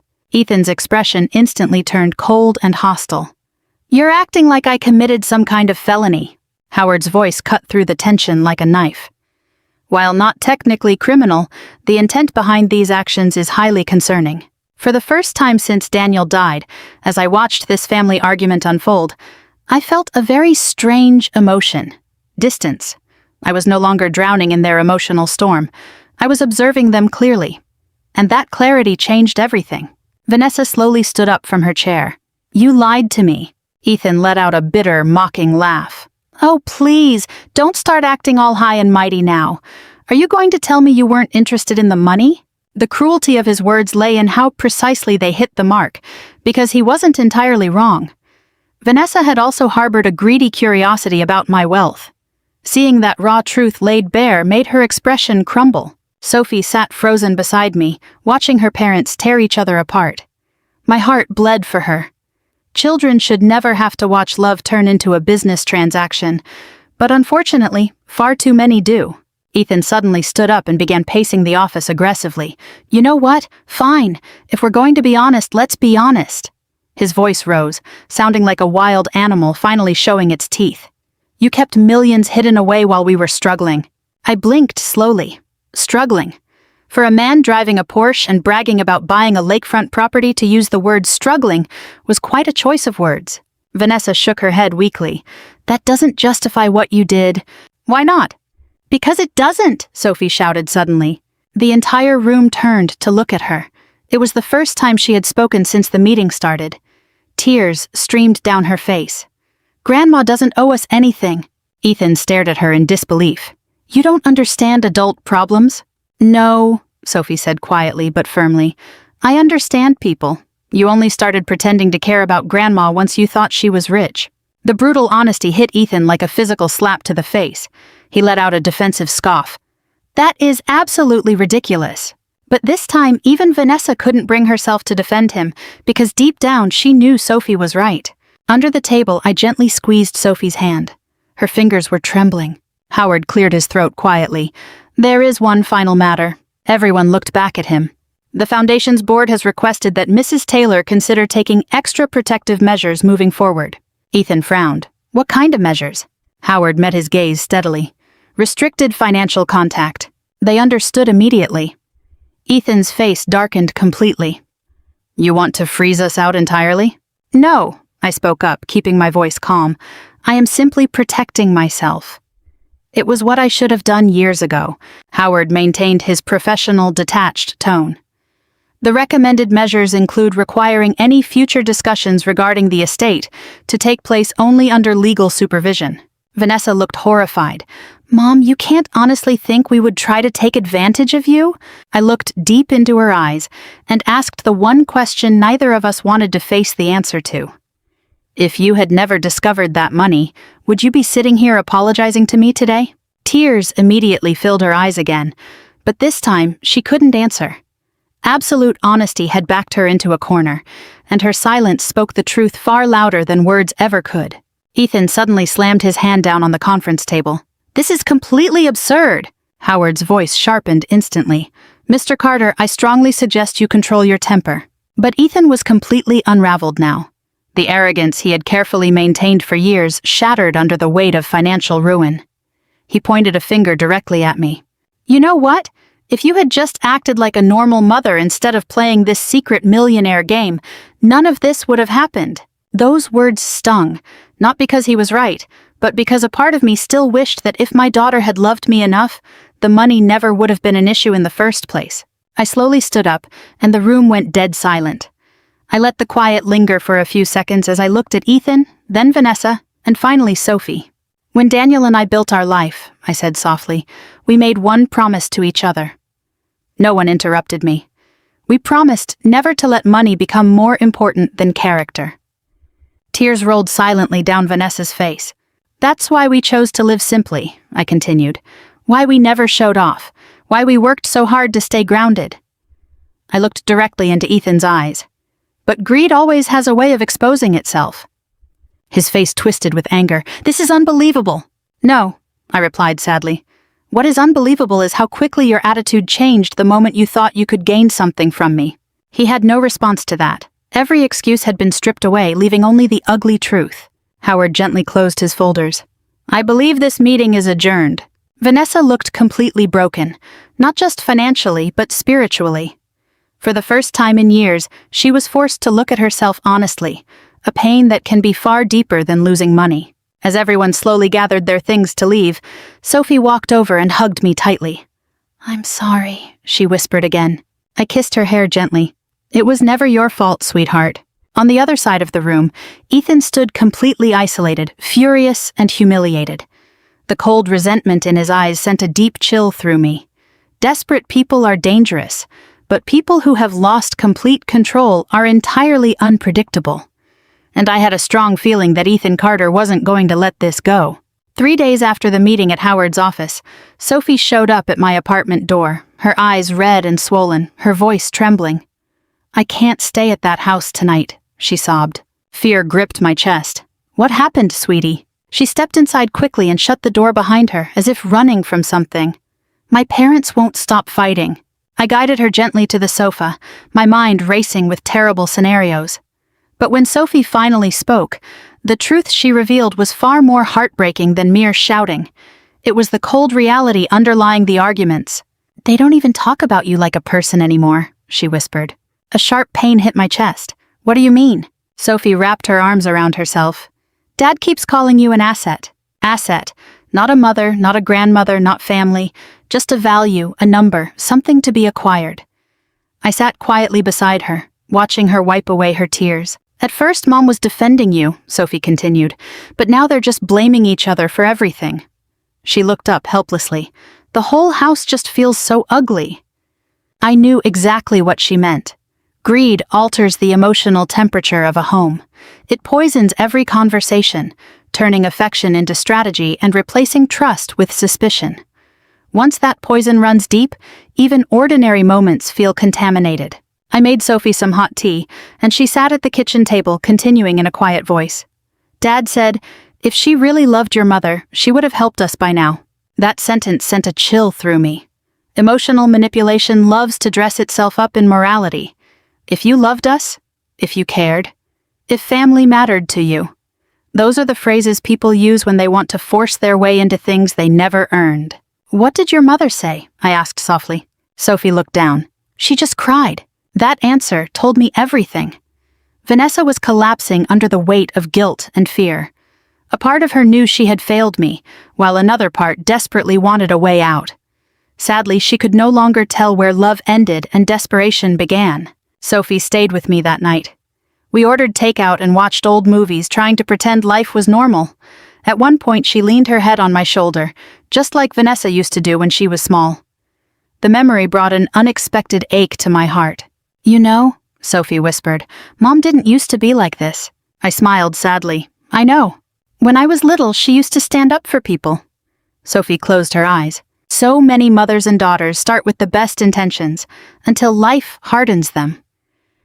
"I think she forgot who she was," Sophie said softly. "No," I replied. "I think she spent too many years trying to be the person Ethan rewarded her for being." There was a difference.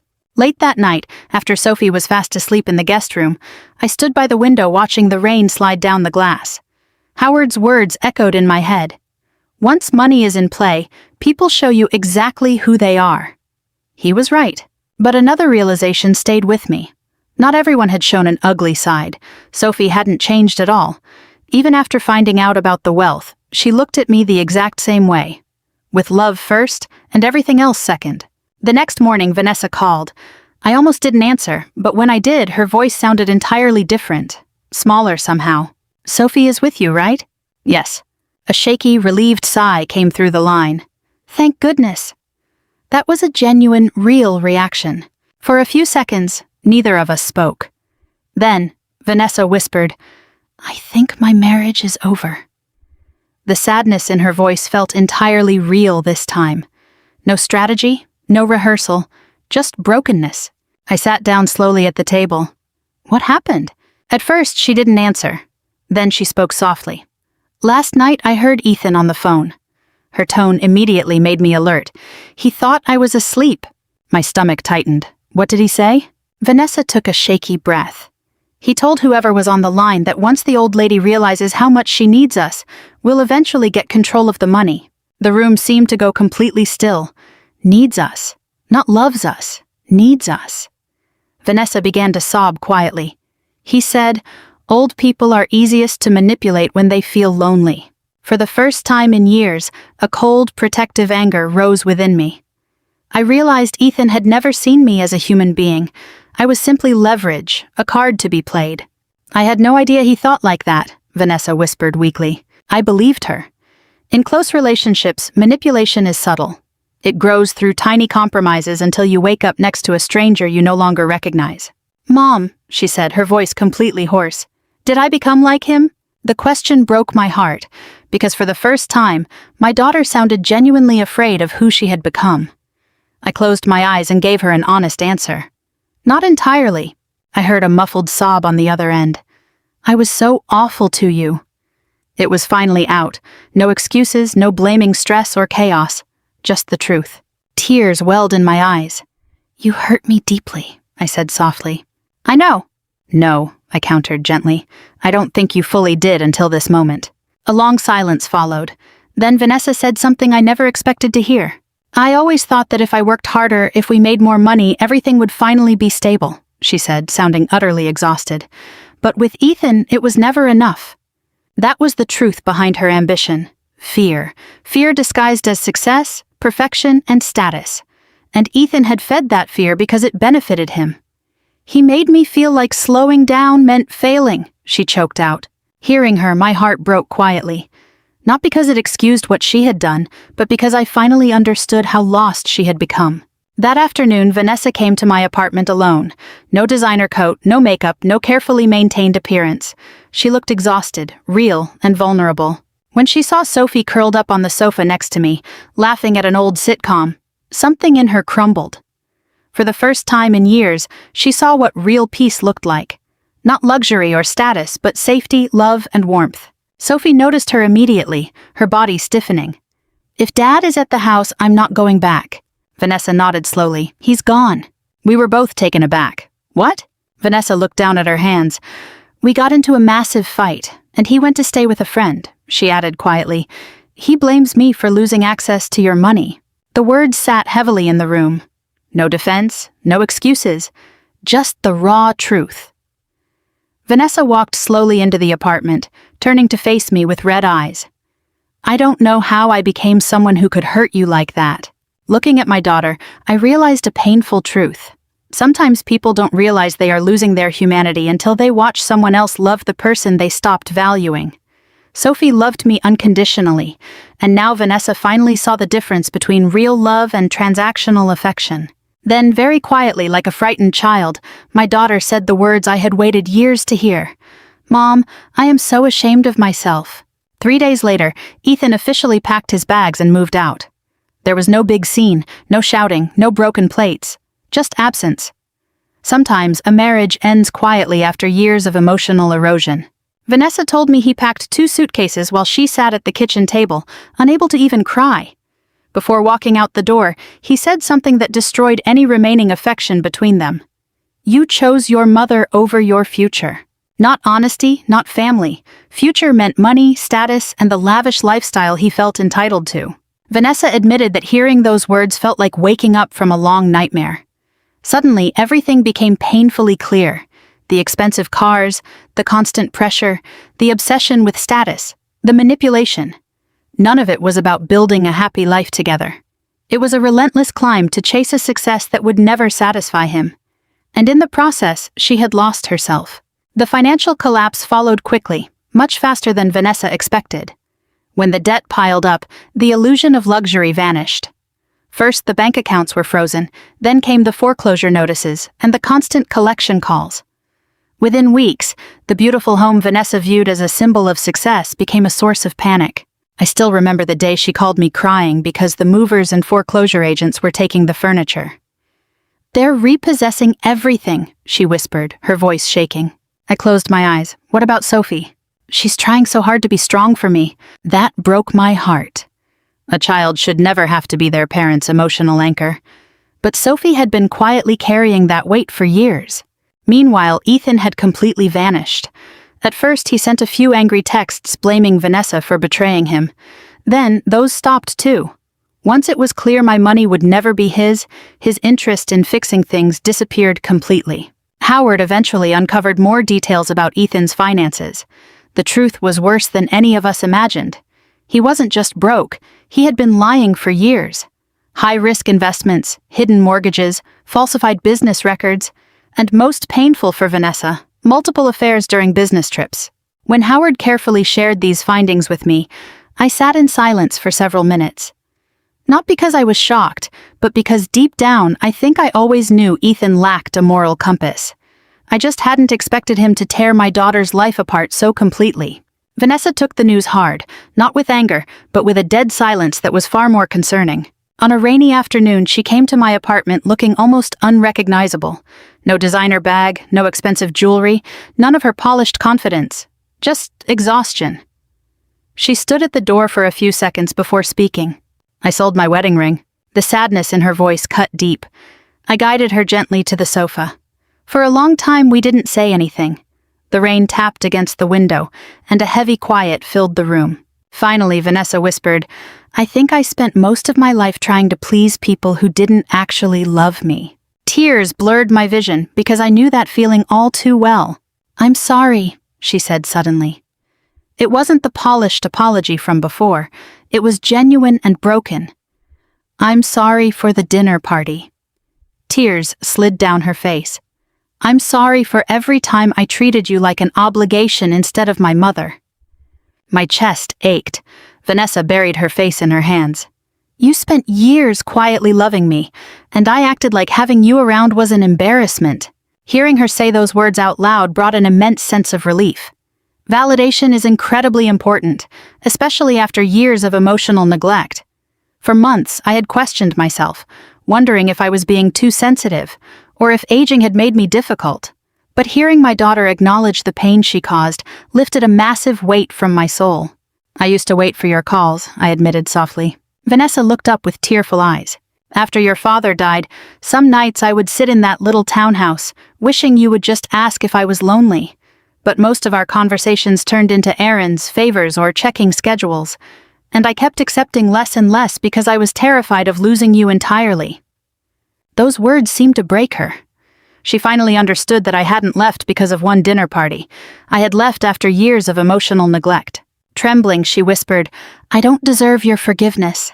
But the thing about being a mother is that forgiveness often starts long before the other person takes responsibility. Not because the pain is gone, but because the love is still there. I sat beside her and took her hand. "You hurt me deeply," I said honestly. "I know.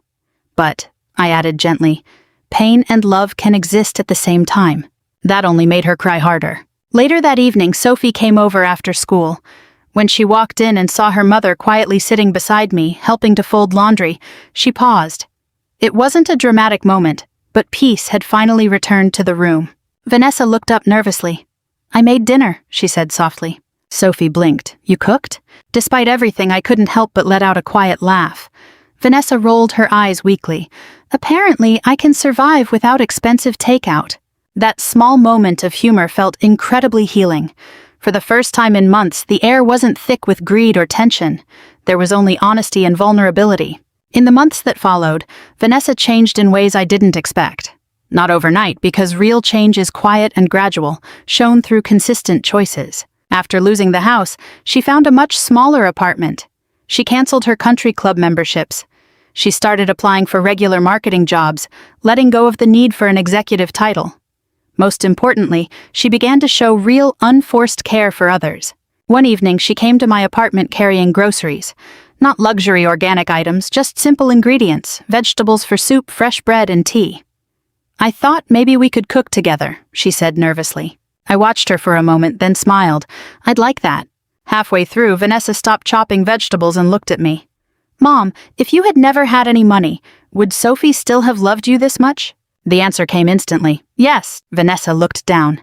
"And that is what breaks my heart the most." I understood.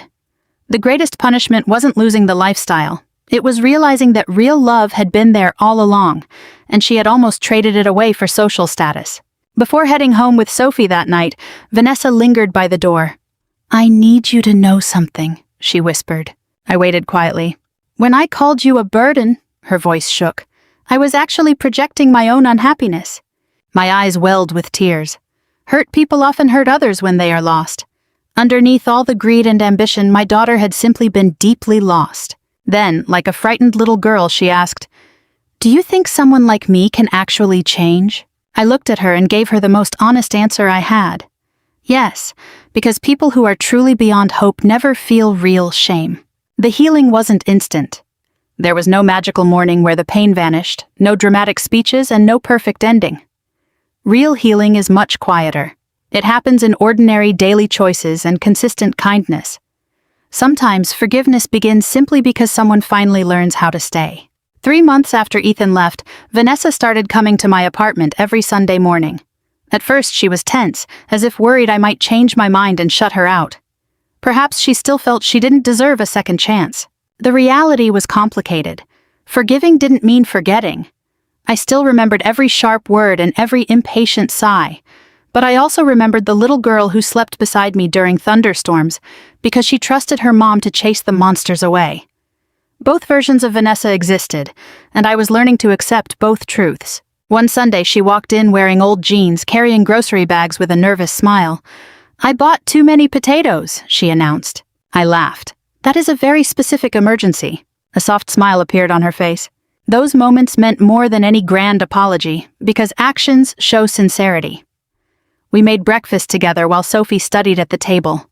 The sun streamed through the windows, and soft music played in the background. It was simple, peaceful, and real. While I was at the stove, I noticed Vanessa watching me quietly. "What is it, sweetie?" I asked gently. Her eyes filled with tears. I wasted so much time. The sadness in her voice was profound, because I knew what she meant. She had spent years chasing appearances, trying to please people who vanished the moment the money did, and ignoring the woman who had always loved her most. I walked over and squeezed her arm. "You're here now." Tears fell down her cheeks.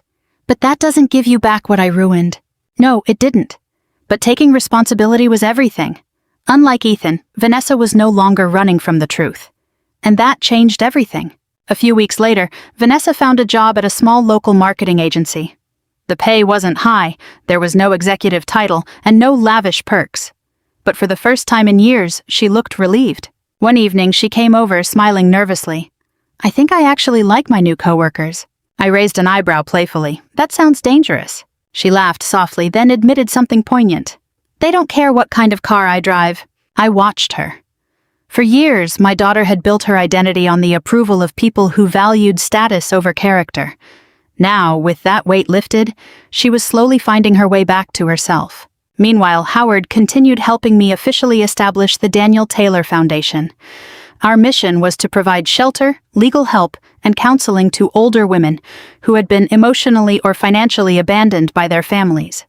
These were women who, like me for so many years, suffered in silence, widows living alone, forgotten mothers, and grandmothers cast aside as burdens. Sometimes the memory of that word still stung. One afternoon, Howard invited me to tour the newly completed foundation building, and Vanessa came along. As we walked through the renovated space downtown, Howard showed us where the counseling rooms, temporary housing aid, and legal assistance programs would be set up. Vanessa listened quietly the entire time. Finally, she asked in a low voice, "Are there really that many women going through this?" Howard gave a sad nod. "Far more than most people realize." I watched my daughter take that in. When you realize that your own pain and the pain you've caused is connected to a much larger world, it can change you. Later, as we stood by the windows overlooking downtown Cincinnati, Vanessa turned to me. "You could have ruined me, Mom." I frowned slightly. "What do you mean?" "You had every reason to completely cut me out of your life." The truth was, a part of me had considered it. Not because I stopped loving her, but because self-preservation is necessary. I looked at her closely.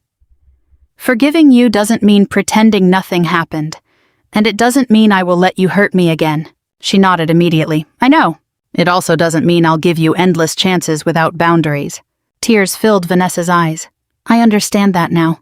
For the first time, I fully believed her. True growth makes a person humble.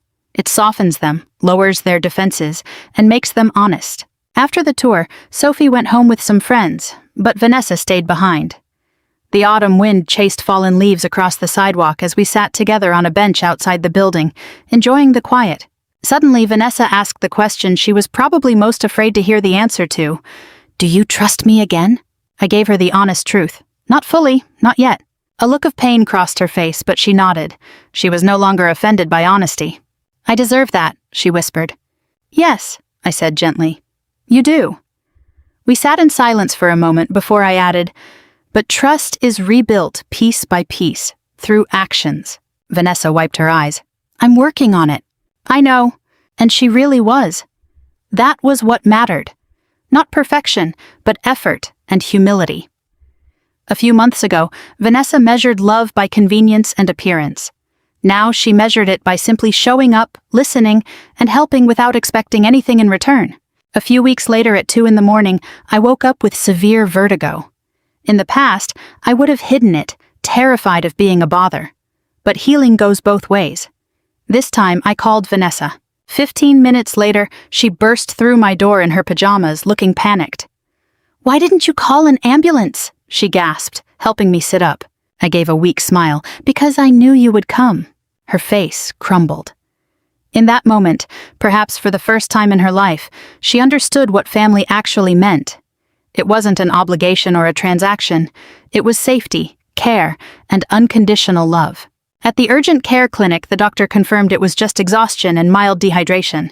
Nothing serious. But on the drive home at dawn, Vanessa started crying behind the wheel. "I almost lost you," she sobbed. "After all those years I wasted being selfish." I reached across the console and squeezed her hand. "But you didn't lose me." That was the point. As long as you are still here, and as long as there is a chance to make different choices, redemption is always possible. A few weeks later, Vanessa surprised me again. She came to my apartment with a folder of documents. "What's this?" I asked. She swallowed hard. "I refinanced what was left of my savings."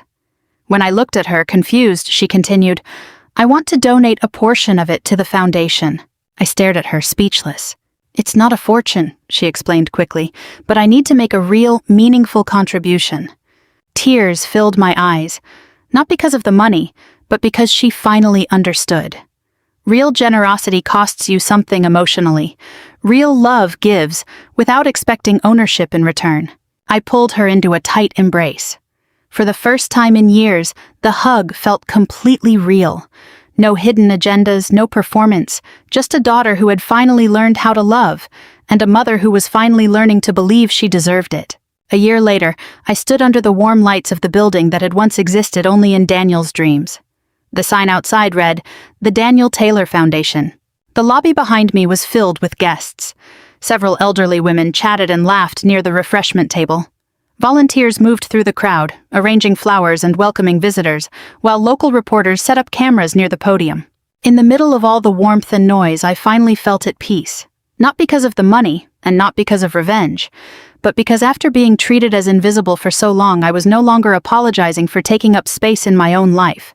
Howard appeared beside me, holding 2 glasses of sparkling water. "Daniel would have loved this place," he said softly. Tears blurred my vision. "Yes," I whispered. "He really would." The foundation grew faster than any of us expected. What started as personal heartbreak had turned into a haven. We were now helping dozens of women every month with emergency housing, legal aid, grief counseling, and financial support. Women abandoned by their children, widows taken advantage of by relatives, grandmothers cast aside as burdens. Each story was a painful reminder of how easily older women can be ignored in this world. But once these women felt valued again, their spirits returned. I knew that feeling all too well. Across the room, Sophie was adjusting the decorations by the podium, waving at me excitedly. At 17, she carried herself with a quiet confidence and kindness that made me incredibly proud. She was planning to study social work after high school. "I want to make people feel safe around me," she had told me. Hearing that healed a deep part of my soul. Soon after, Vanessa arrived, wearing a simple dark blue dress and minimal makeup. A year ago, she would have been anxious about her appearance at an event like this. Tonight, her nervousness came from a different place. She wasn't worried about the judgment of strangers. She just wanted to prove she deserved to be here. When our eyes met, she gave me a warm, genuine smile. "You look beautiful tonight," she whispered, hugging me. "You too." And she did. Not because of her clothes, but because of the softness that shines from a person who has embraced humility. Over the past year, Vanessa's change had been slow and honest. She rebuilt her life from almost nothing, a smaller apartment, a lower salary, and a smaller ego. Yet, she had become a much bigger person. She was now a regular volunteer at the foundation, helping elderly women learn to use smart devices and fill out job applications. At first, I think she did it out of guilt, but she stayed because empathy had replaced her need to perform. That was the greatest miracle of all. Not the money or the building, but that my daughter had found her humanity before it was too late. When the guests took their seats, Howard walked up to the microphone to begin the ceremony. He gave a beautiful speech about Daniel, about hard work, integrity, and quiet generosity. Finally, he invited me to the stage. As the room applauded, I walked up to the podium. Looking out at the faces, the women, the families, the volunteers, and Vanessa and Sophie sitting in the front row, I felt overwhelmed. They loved me not for my wealth, but for who I was. I adjusted the microphone carefully. "A year ago," I began softly, "I thought my life was fading away. I thought that getting older meant slowly disappearing from my own family." Vanessa looked down immediately. "But," I continued gently, "pain has a strange way of revealing the truth." I spoke about loneliness, grief, and how easy it is to forget that older women are individuals with dignity, wisdom, and value. Several women in the audience wiped away tears. Then I shared the hardest truth of all. Sometimes the deepest wounds come from the people we love the most. The room was so quiet you could hear a pin drop. I looked briefly at Vanessa, whose eyes were full of tears. But healing can only begin when honesty finally enters the room. Not every family survives the struggle. Mine almost didn't. I paused, looking at Sophie with a warm smile. But love saved us in the end. When I finished, loud applause filled the hall. As I stepped down from the podium, still emotional, the unexpected happened. Vanessa stood up. At first I thought she was just coming to hug me, but she walked up to the stage and asked Howard for the microphone. The room quieted down again. Vanessa turned to face the crowd, visibly trembling. "I need to say a few words," she said, her voice shaking. My heart tightened. "Last year I publicly humiliated my mother," she said, as a murmur of shock went through the crowd. "I treated her like a burden instead of a blessing." Tears ran down her cheeks. "The worst part is, I didn't even realize how cruel I was being until I almost lost her completely." The honesty in her voice was striking. Vanessa looked directly at me. My mother spent her life quietly loving us, supporting us, and sacrificing for us, and I paid her back by making her feel worthless. I felt tears streaming down my own face. But this woman, Vanessa said, looking at me, chose forgiveness instead of revenge. She took a deep breath and said the words that finally healed my soul. "Mom, thank you for refusing to give up on me, even when I deserved it least." She broke down, crying. I didn't hesitate. I walked up and pulled her into a tight hug. The audience and the cameras faded away. There was only my daughter, trembling in my arms just like she used to after a nightmare. Suddenly I understood something very important. Forgiveness doesn't erase the scars. It just turns them into proof that love survived. Late that night, after the guests had gone, only 3 of us remained in the quiet hall. Me, Vanessa, and Sophie. Family. A real family this time, built on truth and honesty rather than money or appearance. Sophie wrapped her arms around both of us and laughed softly. "Grandma, I think Grandpa would be so proud of us right now." I looked around the beautiful building Daniel had dreamed of, then at my daughter and my granddaughter. After years of grief, humiliation, and a long journey toward healing, I smiled, because I finally understood that some things can't be bought. My true wealth was never the numbers in a bank account. It had been sitting right beside me all along. Sometimes the people who love us most are the easiest to take for granted. We get distracted by success, appearances, and daily pressures until we forget how precious simple kindness is. But when everything falls apart, life has a way of showing us what really matters. Getting older should never make a person feel disposable. Every parent, grandparent, and aging individual carries a lifetime of sacrifice, and they deserve dignity and respect. The greatest tragedy isn't losing your wealth. It's realizing too late the value of those who loved you unconditionally. Riley's story reminds us that while forgiveness is powerful, accountability is just as important. Love does not mean allowing yourself to be mistreated. True healing begins when honesty replaces pride, when people take responsibility for their actions, and when a family chooses empathy over selfishness. In the end, money didn't save Vanessa from her collapse. What saved her was humility, the truth, and the courage to become a better daughter before it was too late. If this story touched your heart, please like and subscribe to the channel. Let me know in the comments. Have you ever experienced a moment where someone only realized your true value after it was almost too late? I'd love to hear your stories. Also, please leave a comment letting me know where you are watching from and what time it is there.